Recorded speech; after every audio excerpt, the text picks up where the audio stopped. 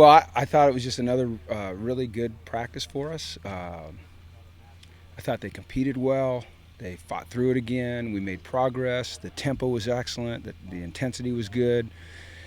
I loved the 2-minute drill at the end. I thought it was fun. Good way to finish. I told you yesterday we weren't going to adjust practice, but then upon further review, we just moved it back. After looking at how the heat index is kind of dropping around 4 to 5, we made the decision to move the afternoon practice back, and we'll do that again tomorrow. We still had a couple issues. Nothing like yesterday, obviously. Jeff Baca got a little overheated, and then Cassius, I'm not sure if it's his head, because he kind of hit his head when he went down, or if it was the heat or a combination of both, but he recovered very quickly. You see Anthony Barr going in there. He hurt his finger or his hand. I don't know. They don't know what the extent of it is yet. Joe Fourier came out today. He's real sore in the hip area, but he tried to go, did as much as he could, and then we took him out. But I like the way that he came out and he tried to fight through it. Patrick Larimore, it was not the heat that got him, it was a concussion. And so we really have to be careful with that, given the fact that he had the concussion at the end of spring. So he didn't come to meetings yesterday. We rested him all day. We'll reevaluate him in the morning and see how he is. And then Trey Hale, Simon Goins, Brett Downey, and Jordan, we kept them all inside today. They're all big guys. Jordan's real lean, trying to get him completely recovered so they'll be ready to go tomorrow. But all of them recovered real well. They were all in meetings last night. They all felt a lot better. But once again, we're just going to be careful. And Malcolm was fine, and then he woke up this morning in his groin. He feels like he's got a mild groin strain. So I'm hopeful that he'll be back out here tomorrow. But if not, it shouldn't be more than a day. Did any of those guys have to go to the ER? No. You treat them with IVs when they come off? Yeah, what we do is we get them in the cool-down tub immediately, check their temperature to make sure that it's moving in the right direction, and then we take them into the training room and we get them on IVs, and they drink fluids, and they monitor them until they're back to normal, until they've had enough fluids where they're, I don't mean to be crass, but where they're urinating, and our doctors have done an excellent job. We had 2 doctors up here yesterday. They were a little overwhelmed, but they did a heck of a job, and we followed our protocol, and it works, So look, there's no doubt this is a tough environment to practice in, but I don't want to discount that, but I mean the bottom line is that we have to adjust to it because we have to play it on August 30th, So and that's not the only reason we're doing it, but that is that's a good reason. So Randall Goforth looked like he was. I didn't see that. You know what? And Ant didn't say anything to me about that. So did he go off? Yeah. Yeah, I'm sorry, I don't know about that one. That got by Ant and I. Sounds like he's gold-bricking. He needs to come He back was out. what? It sounds like he's gold-bricking. He needs to get back. He needs to get back out and finish practice. Yeah. So. What about Dalton? Dalton, yeah. You know what? I'm sorry, I left Dalton off. Dalton was fine, and then this morning lifting, he got a little lightheaded, and Dalton is the kind of guy that if you don't pull him, he's never going to pull himself. He never lets you know anything's wrong with him. So we just pulled him, But we're getting great work. I'm very satisfied with the camp so far. I love the setting. I love the attitude of the players. I love the work we're getting done. It's been really a positive experience. You seem a little upset with the coaching staff today. Every once in a while you got to get people going. That's my job. So. What was it that you were upset with? Well, I just believe firmly that the players are gonna raise up to the level that the coaches demand of them, and I don't have much sympathy for people that don't operate at a high standard all the time. I mean, that's what we're getting paid and paid well to do, and so if we're not doing it, then it's my responsibility to make sure that we get back to it. So I just felt like it needed to be addressed. So sometimes I forget we're out here in public and that you're lurking. We have never, ever lurked. You look over here, you'll see us. You guys have been paying pretty close attention. I was hoping you'd go over there and find some shade. We're going to set your tent up way over there. Just make me bring the telescope. Yeah, no, but you know what? The team reacted. The players or the coaches reacted. It's just part of the deal, I mean, it's hard. It's hard to come out here every day and operate at a high level. I mean, it's hard. Not everyone can do it, but it's our job, and that's what we get paid to do, and so that's what we have to do. Do you anticipate moving practice back again? Tomorrow. Yeah, I already said that earlier. We're going to do the same thing. Again? Yeah, it'll be at 4 again tomorrow. I liked it at 4. Will it be that way for the rest of the camp, you think? Or I don't know. Once we get into 2-a-days, we go at 8:30 and 5. Yeah. And so that's, really good for us. We'll just see how it goes. See how it goes. I'll give you plenty of warning, though. You guys aren't full pads yet or anything like that, but were you somewhat impressed with Brett's handling that 2-minute offense? It seemed to move pretty crisply. Yeah, Brett is he's just kind of unflappable. When he comes over to the sideline and you're talking about situations with him, because that's what you're trying to do in those drills is create situations, cause problems that they have to solve.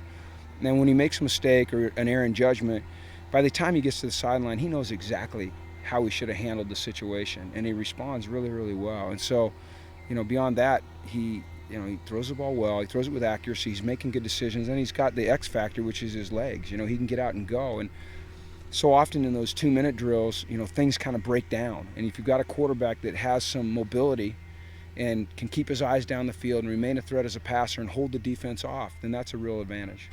We took the replay upstairs. Franklin was in. It was a touchdown. Was he? Well, and he might have been, but once again, I was trying to create a situation there where that was a first down.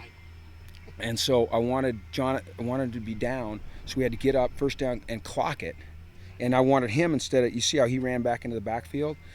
First of all, I shouldn't argue with the official, who was me at the time.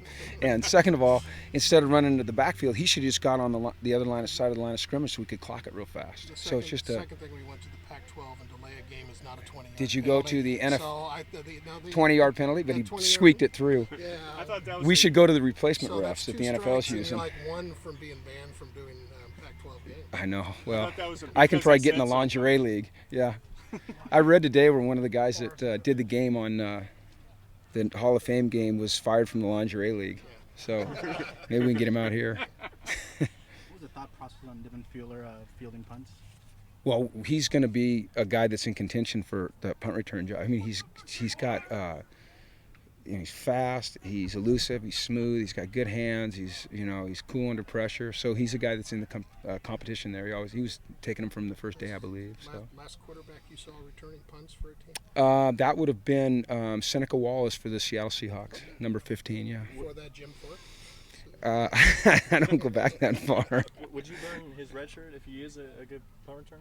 It would depend on what our other options were at that position. I think if he was just head and shoulders above everybody else, and he was going to get 50 touches a year, or 50 touches this year on punt returns, and maybe more, then it might be worth it. But if it was close between him and somebody else, then I don't think it would be worth it. So this is maybe just building for the future kind of thing? Maybe, but Devin's a really good athlete, and he's really good with the ball in his hands. So he is a quarterback, and he'll remain a quarterback, and he's going to be a really good quarterback. But the objective here is to get the ball to our playmakers as much as we can and in any way we can. So, but we have to be smart about that, obviously.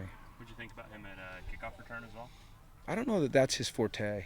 I think you take bigger hits on kickoff returns, than you do on punt returns. So I think that I'm not sure I want our quarterback there returning kickoffs, nor covering them, like Tim Tebow. I think he's covering kickoffs. Yeah, he's not quite as big as Tim. I had some questions about Anthony Barr before camp. He seemed to be playing pretty well there. Oh, goodness sakes, he's doing a heck of a job.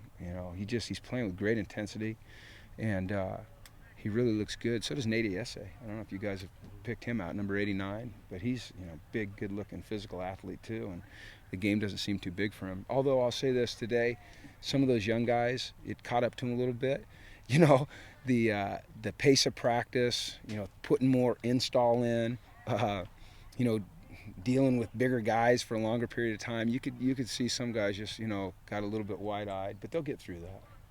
Are you any closer to making a quarterback decision yet? Yes, because it's the next day, and the deadline is the 16th. So, Okay, what's the date today? I thought it What is it? come to seven. 7th. So I got 9 days. Not bad. Did they help clear up the picture a little bit more? I don't know. I have to go. I'm going to give you the old Coach Cusay. I got to look at the film. Yeah, we'll see. And I'm not trying to be coy. I don't know yet. I have an inkling, but I don't know. What still are you looking for? And what is it still just everything that you're taking into Yeah. consideration, or are there certain things? I mean, it's just really the same thing we talked about the other day. You know, decision making, leadership, moving the team down the field, throwing with accuracy, timing, and you know, mobility, extending plays. Uh, you know, all those things really put into one. How the team reacts to different guys. You know, the confidence level amongst the team members. You know, offense and defense when that guy's on the field. I think those are all really important things that you have to look at. And so every day we get a peek at that, you know, and we're just trying to accumulate all the data so we make the best decision. Jim, fullback's a position we're not used to seeing Yeah. around here. What are you looking for out of that position? You know, you have to have some versatility to play that position in this offense. First of all, you've got to be a good blocker in the run game. You've got to be a good pass protector. You've got to have some versatility in terms of sometimes you line up on the wing, sometimes you line up in the backfield. We like a guy that can catch the ball out in the flat and turn it up and, you know, make some positive yards. Those are kind of the things we're looking for. And I think, you know, David Allen right now is the starting fullback, and I really like him. You know, he's tough, he's hard-nosed.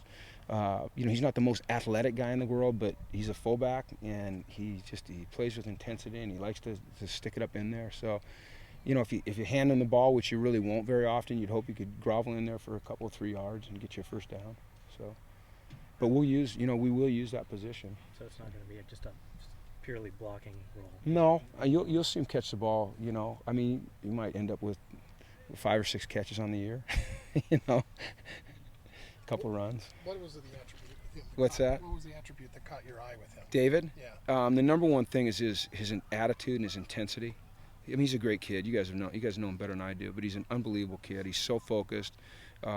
He wants it so bad. He's got really good leadership skills. He's, you know, to me, he's the unquestioned leader of the special teams group. I mean, he's the guy that they all look to.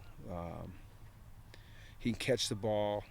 Oh, he's just all in. You know what I mean? He's all in, and you really like that about him. I really respect him. He's very mature.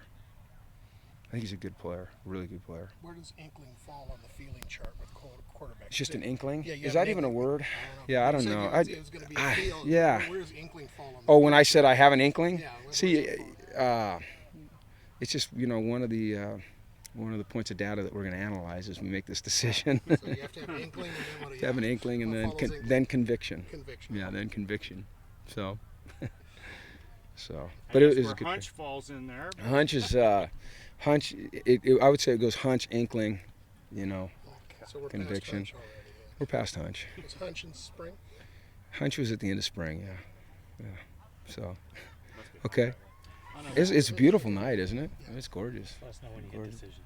That's what you want to know, right? Decision. I will be sure to let everyone know promptly. I promise. And that's a big question out there. On a So. little bit of a more serious note, talking about recruiting out here in this area and what this camp has done and will do in terms of getting the attention of players out here. Exposure. You know, when you write an article and they read it, it's exposure for UCLA football. The ability for some of those guys to not have to go an hour and a half to see us, but just come out here and watch practice. It's great. You know, it's a big deal for us because we want to have a presence in the Inland Empire, and so and that's a very, very secondary reason that we're here. But it's certainly it helps. It's very nice for us. What's your perception of the talent level and the level of high school ball out here? I think it's good. You know, I don't have great exposure to it yet because what I've seen has been on film. Really, as we worked through recruiting last year and into some of the guys we've offered this year. But I think there's a certain toughness to the kids that come from this area. You know, I made a couple trips out here last year on home visits, and I think there's some good football players out here. A lot of good football players. There's a lot of good football players in California. I mean, you can win championships with kids from California. How many kids are you getting that come out here and drop by the camp? We've had a couple. You know, we're not actively inviting anyone out here, but it's a public practice. It's open to the public, so if they want to drop by, they can drop by. A lot of the kids are involved in their own practices right now. You know, high school football is in full swing, so there's not necessarily an opportunity for them to come out. Maybe on the weekends they will. I don't know. We'll see.